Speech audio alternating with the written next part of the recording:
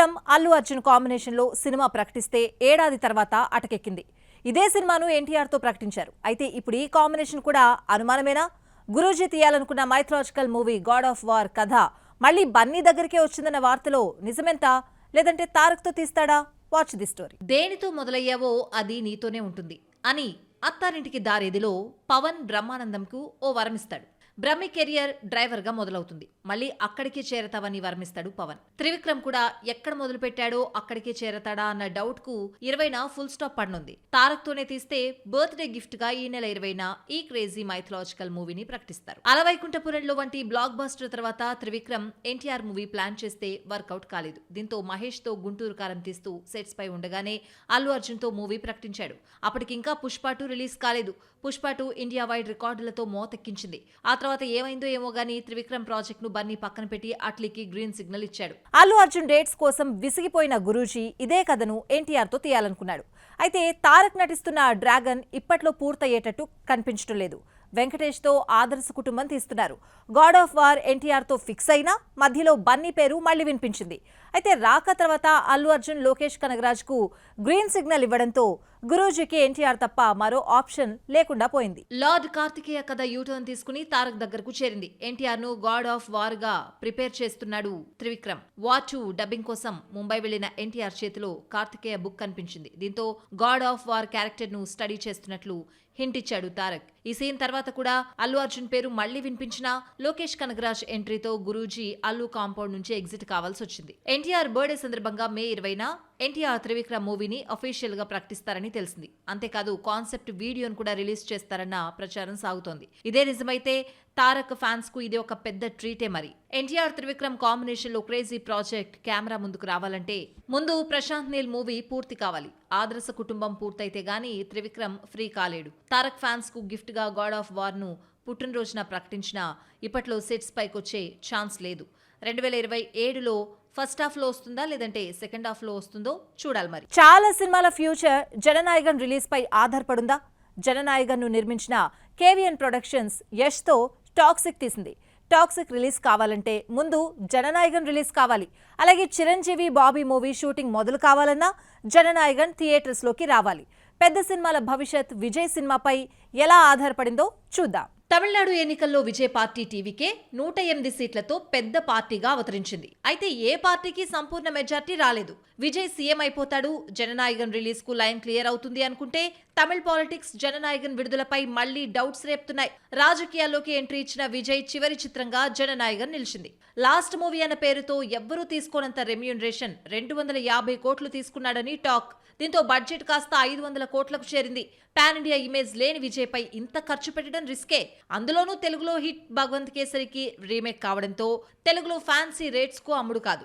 ఎంత రాబట్టినా తమిళంలోనే. రిలీజ్ కు ముందే జననాయగన్ పార్టులుగా లీక్ అయింది. సినిమా ఎప్పుడు రిలీజ్ అవుతుంది, వచ్చినా లీకేజ్ కావడంతో చూడాలన్న ఇంట్రెస్ట్ తమిళ్లో ఉంటుందా లేదా అన్న భయం లేకపోలేదు. విజయ్ లాస్ట్ మూవీ కాబట్టి హైప్ క్రియేట్ అయింది. రిలీజ్ ఆలస్యం కావడంతో ఓటీటీ ముందు ఇస్తానన్న మొత్తం భారీగా కోత పెట్టిందట. మరి జననాయగన్ పై పెట్టిన 500 కోట్లను ఎలా రాబడతాడన్న భయం తమిళ్లో ఉంది. కేవీఎన్ ప్రొడక్షన్స్ లో రూపొందుతున్న సినిమాలన్నీ పెద్దవే. కేజీఎఫ్ 2 తర్వాత యష్ తో టాక్సిక్ నిర్మించే ఛాన్స్ ఈ బ్యానర్ కు దక్కినా బడ్జెట్ అంచనాలు దాటిపోయింది. టీజర్ ట్రైలర్ లో మితిమీరిన రొమాన్స్, వైలెన్స్ ఉండడంతో విమర్శలు ఫేస్ చేయాల్సి వచ్చింది. షూటింగ్ పూర్తయినా ఓటీటీ కాకపోవడంతో జూన్ 4న రావాల్సిన సినిమాను వాయిదా వేశారు. మేకర్స్ 240 కోట్లకు డిజిటల్ రైట్స్ డిమాండ్ చేస్తూ ఉంటే 120 కోట్లు మాత్రమే ఇస్తామంటున్నారు. ఈ లెక్కలు తేలేదెప్పుడో తెలియడం లేదు. టాక్సిక్ బడ్జెట్ కూడా 500 కోట్లు దాటింది. జననాయగన్ టాక్సిక్ పై కేవీఎన్ ప్రొడక్షన్స్ 1000 కోట్లకు పైగా పెట్టుబడులు పెట్టింది. కోట్ల రూపంలో వడ్డీలు కడుతున్నా సినిమాలు రిలీజ్ కు నోచుకోవడం లేదు. చేతిలో మరో భారీ ప్రాజెక్ట్ వచ్చినా ప్రారంభోత్సవం చేయలేని పరిస్థితిలో కేవీఎన్ ప్రొడక్షన్స్ ఉంది. తెలుగులో పెద్ద పెద్ద బ్యానర్స్ ఉన్న మనశంకర్ వరప్రసాద్ తర్వాత చిరంజీవి నటించే బాబీ సినిమాను కేవీఎన్ చేతిలో పెట్టాడు. జననాయగన్ టాక్సిక్ రిలీజ్ వాయిదా ఎఫెక్ట్ మెగాస్టార్ మూవీపై పడింది. మార్చిలో మొదలు కావాల్సిన ఈ సినిమా ఇంతవరకు చప్పుడు చేయడం లేదు. ఈ క్రేజీ ప్రాజెక్ట్ సెట్స్ పైకి రావాలంటే ముందు జననాయగన్ రిలీజ్ అవ్వాలి. చేతి నిండా పెద్ద సినిమాలు షూటింగ్ పూర్తయినా రిలీజ్ కు నోచుకోవడం లేదు. ఎన్నో కోట్లలో అప్పులు, ఒకవైపు వడ్డీలు కడుతున్నా ₹1 రాని పరిస్థితి. ఇలాంటి సిచ్యువేషన్ లో కేవీఎన్ ప్రొడక్షన్స్ ఉంది. జననాయగన్ రిలీజే అన్ని కష్టాలకు మందు, కానీ అదెప్పుడో తెలియడం లేదు. ఏ డైరెక్టర్ కైనా ఒక మ్యూజిక్ డైరెక్టర్ కలిసొస్తే విడిచిపెట్టడు. నువ్వే కావాలంటూ ఛాన్స్ల మీద ఛాన్స్లు ఇచ్చేస్తారు. మనస్పర్ధలు వస్తే తప్ప కంటిన్యూ చేస్తానే ఉంటారు. కానీ అనిల్ రావిపూడి అలా కాదు.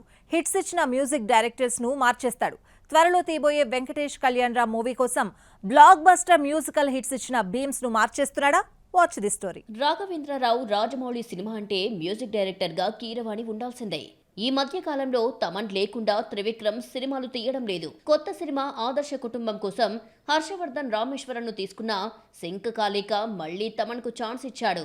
మ్యూజిక్ డైరెక్టర్స్ విషయంలో వీళ్ళందరూ సెంటిమెంట్ను ఫాలో అయితే అనిల్ రావిపూడి మాత్రం ఎంత పెద్ద హిట్స్ ఇచ్చినా మ్యూజిక్ డైరెక్టర్స్ ను చేంజ్ చేస్తూ ఉంటాడు. అనిల్ ఇప్పటి వరకు 9 సినిమాలు తీస్తే 4 మ్యూజిక్ డైరెక్టర్స్ ను మార్చారు. ఫ్లాప్ అనేది లేకుండా హిట్స్ ఇచ్చినా సరే 2-3 సినిమాలు తప్ప సంగీత దర్శకుణ్ణి కంటిన్యూ చేయడు. దర్శకుడిగా అనిల్ కెరియర్ పటాస్తో మొదలయ్యింది. ఆ తర్వాత Supreme, Raja the great movies కు సాయి కార్తిక్ మ్యూజిక్ ఇచ్చాడు. ఈ కాంబో హ్యాట్రిక్ హిట్ అనిపించుకున్న సాయి కార్తిక్ ను పక్కన పెట్టి 4వ సినిమా F2 కు దేవిశ్రీని తీసుకున్నాడు అనిల్. మ్యూజిక్ డైరెక్టర్ వరుసగా హిట్స్ ఇచ్చినా మార్చేయడం అనిల్ రావిపూడి స్టైల్. F2తో అనిల్ కాంపౌండ్ లోకి దేవిశ్రీ వచ్చాడు. ఆ తర్వాత సరిలేరు నీకెవ్వరు F3కు మ్యూజిక్ ఇచ్చాడు. అయితే ఆ తర్వాత మరోసారి దేవిశ్రీ వైపు చూడలేదు అనిల్. ఇక బాలయ్యతో తీసిన భగవంత్ కేసరి కోసం తమన్ను తీసుకున్నాడు. తనకు వరుస హిట్స్ ఇచ్చిన తమన్ను హీరో రికమెండ్ చేయడంతో తమన్ను అనిల్ తీసుకున్న ఈ ఒక్క సినిమాకే పరిమితం చేశాడు. సంక్రాంతికి వస్తున్నాం మన శంకర వరప్రసాద్, అనిల్ రావిపూడి కెరియర్ లో బిగ్గెస్ట్ హిట్స్ గా నిలిచాయి. 300 కోట్లకు పైగా గ్రాస్ కలెక్ట్ చేశాయి. ఈ 2 సినిమాలకు భీమ్స్ మ్యూజిక్ ఇచ్చాడు. సంక్రాంతికి వస్తున్నాం మ్యూజికల్ హిట్ కావడంతో మన శంకర వరప్రసాద్ కు కూడా కంటిన్యూ చేశాడు. హుక్ స్టెప్, మీసాల పిల్ల వంటి క్యాచీ ట్యూన్స్ ఇచ్చాడు భీమ్స్. చిరంజీవి కెరియర్ లో మన శంకర వరప్రసాద్ గారు హైయెస్ట్ గ్రాసర్ గా నిలిచింది. అనిల్ భీమ్స్ కాంబోలో సంక్రాంతికి వస్తున్నాం మన శంకర వరప్రసాద్ బ్లాక్ బస్టర్స్ గా నిలిచాయి. అనిల్ నెక్స్ట్ తీయబోయే వెంకటేష్ కళ్యాణ్ రామ్ మూవీకి కూడా భీమ్సే మ్యూజిక్ డైరెక్టర్ అని అందరూ ఫిక్స్ అయ్యారు. అయితే అనిల్ తనదైన స్టైల్లో మ్యూజిక్ డైరెక్టర్ ని మార్చేస్తున్నాడు అని తెలిసిందే. ఈసారి తమిళ తంబి జీవి ప్రకాష్ కు ఛాన్స్ ఇస్తున్నాడని సమాచారం. బాక్సాఫీస్ లో మరిన్ని అప్డేట్స్ మీకోసం. కామాక్షి భాస్కర్ల లీడ్ రోల్లో ఎంఎస్ రాజు డైరెక్ట్ చేసిన సినిమా అగదా టీజర్ ను రిలీజ్ చేశారు. అతీంద్రియ శక్తుల కథతో ఈ సినిమా రూపొందింది. డెబ్యూ హిందీ మూవీ ఏక్ దిన్ డిజాస్టర్ తర్వాత సాయి పల్లవి ఓ ఇంటర్వ్యూలో షాకింగ్ కామెంట్స్ చేసింది.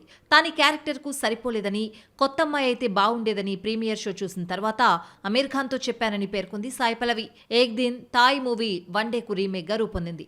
పెద్ద ఎడిటింగ్ పూర్తయిందంటూ ఎడిటర్ నవీన్ నూలితో దిగిన ఫోటోను బుచ్చిబాబు షేర్ చేశాడు. ఇక రికార్డింగ్ చేసే పనిలో రెహమాన్ బిజీగా ఉన్నాడు. సినిమా జూన్ 4న థియేటర్స్ లోకి రానుండగా 3న ప్రీమియర్ షోస్ వేసే ఆలోచనలో మేకర్స్ ఉన్నారు. సందీప్ కిషన్ హీరోగా కృష్ణ చైతన్య డైరెక్ట్ చేస్తున్న పవర్ పేట మూవీ గ్లిమ్స్ ను రిలీజ్ చేశారు.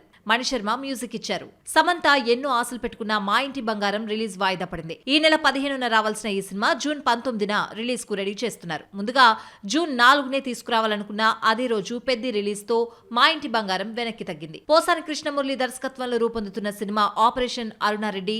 సినిమా విశేషాలను పోసాని కృష్ణమురళి తెలుపుతూ నిజాయితీపరులైన జర్నలిస్ట్ కథతో సినిమా రూపొందుతోందని చెప్పారు. సో చూసారు కదా, ఇది వాటి బాక్స్ ఆఫీస్. మరిన్ని ఫిల్మీ అప్డేట్స్ తో రేపటి బాక్స్ ఆఫీస్ లో మళ్ళీ కలుసుకుందాం. Until then keep watching NTV.